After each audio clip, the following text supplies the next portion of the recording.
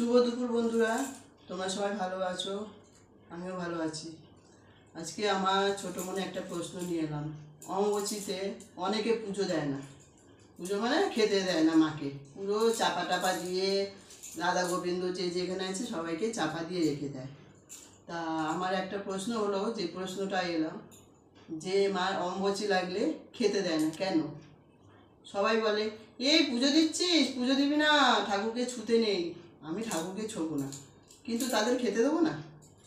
আমাদেরকে না দিয়ে ভগবান খায় না, তা ভগবানকে না দিয়ে আমরা খাবো কী করে? মাকে মা বলে ডাকছি, এদিকে মাকে খেতে দেবো না, এটা কীরকম ধরনের কথা? এই যে গোপালকে আমরা ছেলের চোখে দেখছি, তাকে খেতে দেবো না, কিন্তু তার সামনে আমরা খেয়ে নেবো। তো আমরা কি ছেলে ছেলে ডাকবো? তার একটা কথা এলাম, তোমাদের আমি অল্পতে ছেড়ে দিচ্ছি। ভাববে মানে কাকিমা খুব বকে, কিন্তু না। এই যে অম্বুচিতে আম আর এই যে দুধ, আমাদের এই কলকাতায় তো গরু দুধ পাওয়া যায় না, প্যাকেটের দুধটা ইউজ করি। আম দুধ ভগবানকে নিবেদন করবে, আর সেইটা তোমরা একটু খেও। এই ভগবানকে সেবা দিয়ে তারপরে আমরা সবাই প্রসাদটা নিই। ওই কাঁঠালটা আমার দিদির কাছে প্রথম ফল হয়েছে, বললো তুই এটা ঠাকুরকে আগে সেবা দিবি, তারপরে আমি সবাইকে দেবো। ওই জন্য প্রথম গাছের ফল দিল ঠাকুরকে সেবা দেওয়ার জন্য। আর তোমরা কিন্তু অমাবস্যা থাকতে থাকতে আম দুধটা খেও, তার যে একখানা গুণ আছে সেইটা হয়, কিন্তু পরে অমাবস্যা কেটে গেলে সেটা খেয়ে কোনো মানে লাভ নেই। এটা কি হয় আমার মা বলেছিল, কিন্তু সেটা ভুলে গেছে, কিন্তু সেটা এখনও চালিয়ে যায়। মায়ের কথা তো শুনি আমরা।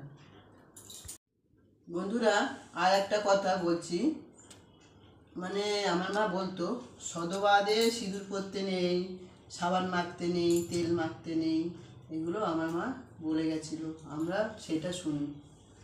আর জানি না কি হয়, কিন্তু মায়ের কথা তো, মা হয়তো আমাদের ভালোর জন্যই বলেছিল, ওই জন্য ওগুলো শুনি। আর দেখো, কাঁঠাল প্রথম গাছের ফল, কোষগুলো ভালোই হয়েছে না?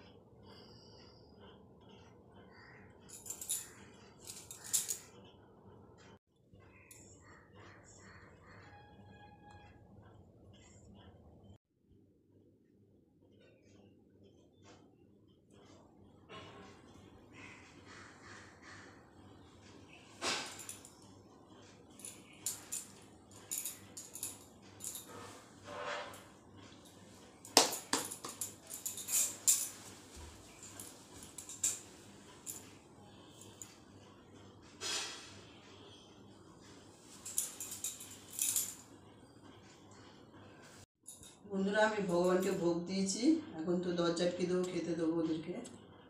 তোমরা ভালো থেকো, সুস্থ থেকো, মায়ের কাছে এটাই প্রার্থনা করি।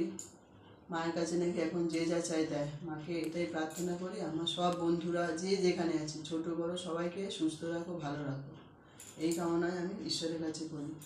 আবার তোমাদের সঙ্গে পরে দেখা হবে। টাটা। জয় গুরু, জয় গুরু। ভগবানকে ভোগ দিয়েছি, এখন দরজা আটকে দেবো। আর এখন নাকি মায়ের থেকে যে যা চায় তাই দেয়। মাকে আমি ডাকি, মন থেকে ডাকি, মা তুমি সবার মঙ্গল করো, সবাইকে ভালো রাখো, সুস্থ রাখো, এই কামনা করি। এর থেকে আমি আর বেশি কিছু তো আর তোমাদের জন্য চাইতে পারবো না।